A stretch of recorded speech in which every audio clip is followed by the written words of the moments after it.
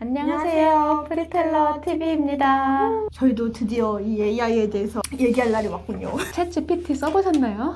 네, 저는 나오고 바로 써봤고요. 유료 결제까지 해서 쓰고 있습니다. 어떻게 쓰고 계세요? 전 무료로 쓰고 있습니다.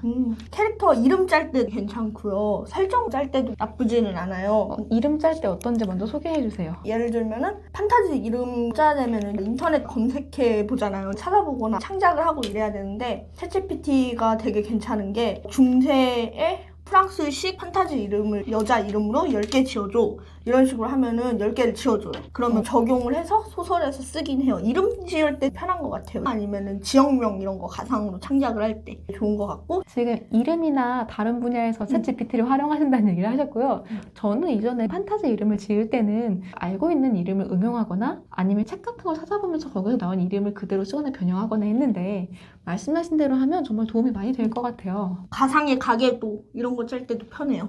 그런 서양 로판식 이름이라고 해도 저희가 옛날 러시아식 이름이나 영국식 이름이나 이런 이름들을 다 구분해서 알고 있지 못하는데 명확하게 독자 입장에 다 알고 있지는 않지만 이 가문에서 이 사람의 이름은 프랑스식인데 성은 독일식이다 이러면은 약간 이상하거든요. 예를 들면 마카무라 김 이러면은 뭔가 이상한데 생각하지만 서양 사람들은 동양인이니까 똑같아 라고 생각할지 모르지만 이상한 느낌이 있잖아요. 이렇게 붙여놨을 때 똑같이 세 글자여도 중국 이름이랑 한국 이름이랑 딱 봤을 때 이건 중국식이다 하고 티가 나는 이름들도 있으니까 약간 그런 것 같아요. 맞아요. 그래서 그런 이름을 활용할 때 챗GPT를 활용할 수 있다는 건 정말 너무 좋은 팁인 것 같아요. 저도 방금 배웠습니다. 그 밖에 또 잘 활용하시는 부분이 있나요? 에피소드 막혔을 때 가끔 써요. 저희가 누군가한테 얘기를 하면은 도움이 많이 되긴 하지만 맨날 사람들 붙잡고 얘기를 할 수 없잖아요. 챗GPT랑 어느 정도는 대화가 되니까 막히는 에피소드에 대해서 계속 얘기를 하면은 글로 나오니까 논리적으로 저도 정리가 된다고 해야 되나? 그런 건 있어요. 예를 들면 주인공이 여기를 가고 누군가한테 배신을 당했으면 좋겠어. 이 장소에 가서 라고 하면은 저희는 떠오르는 게 없으면 막연하잖아요. 가서 배신 당했으면 좋겠는데 어떤 배신을 당하게 하지? 무슨 일이 있어야 되지? 이런 걸 고민을 해야 되는데 AI한테 주인공은 이런 성격을 가지고 있고 이곳에 가서 배신을 당할 거야. 이때 주인공이 배신을 당할 수 있는 가지수가 어떤 게 있을까? 이렇게 얘기를 하면 상대방이 일반적으로 배신을 할 수 있는 이유에 대해서 A, B, C, D가 있습니다. 라고 얘기를 딱딱 해주거든요. 그럼 그 중에서 하나를 구체화를 시킬 수 있다? 이렇게 되게 장점인 것 같아요. 챗GPT를. 굉장히 잘 사용하고 계신데요. 네.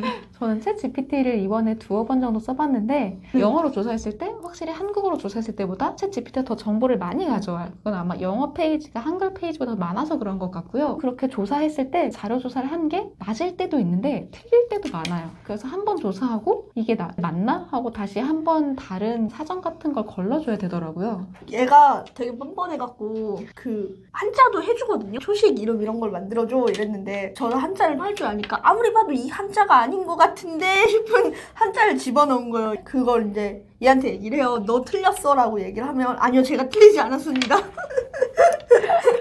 아니야 그거는 무슨 초자고 네가 말하는 거는 무슨 진짜야 한자를 잘못 쓴 것 같아 이렇게 막 몇 번 문답을 주고 받아오면은 나중에는 이제 죄송합니다 제가 잘못 썼습니다 이런 식으로 사과를 하기도 하는데 좀 뻔뻔하더라고요.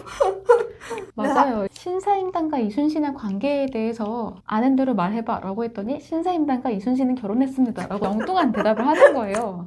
그래서 응?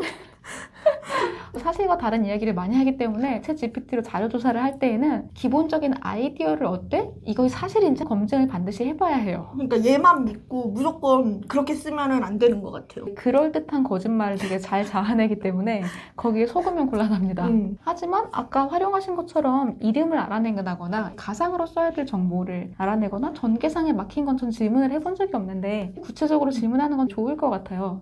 예를 들어서 현대에서 건축가가 사업을 하다가 배신을 당할 경우에 대해서 이야기해봐 라고 했을 때 거기 몇 가지 나오면 거기서 아이디어를 얻거나 하는 것도 되게 좋은 사용 방법인 것 같습니다. 이거 활용해서 요즘 뭐가 많이 나와갖고 빙도 괜찮아요. 빙도 챗GPT랑 같은 라인이어서 걔도 창작을 해주거든요. 근데 챗GPT는 2021년인가 정도밖에 안 되는데 빙은 정말로 최신 정보의 토대로 해줘요. 단점 한글은 좀 많이 느리다? 그 밖에도 노션의 AI나 다른 AI가 여러 여러 가지 있던데 다 한 번씩 써보셨나요? 저는 노션 써봤고요. 그다음에 아수겁이라고 해갖고 챗GPT를 카카오에다 연결을 해서 할 수 있는 게 있어요. 그걸 아수겁이라고 읽더라고요. 일부러 그렇게 있는 거죠? 네, 그거는 이제 그냥 카톡으로 친구 추가만 하면 바로 쓸 수 있어서 신기했고요. 기대하고 있는 건 있어요. 마이크로소프트에서 PPT를 그 AI로 이용을 해서 만들어주는 프로그램을 낸다고 해서 그것도 기대하고 있습니다. 창작과는 관계가 없지만 자료 정리할 땐 도움이 되겠네요. 그쵸. 저는 PPT를 일주일에 100장씩 만드니까 제발 좀 나와줬으면 좋겠다라는 마음에서 근데 AI에 대해서 열심히 보고 있어요. 그러면 저희 오늘은 AI에 대해서 이야기를 나눠봤고요. 새로운 팁도 얻었습니다. 다음에는 또 다른 이야기로 만날게요. 구독과 좋아요 부탁드립니다.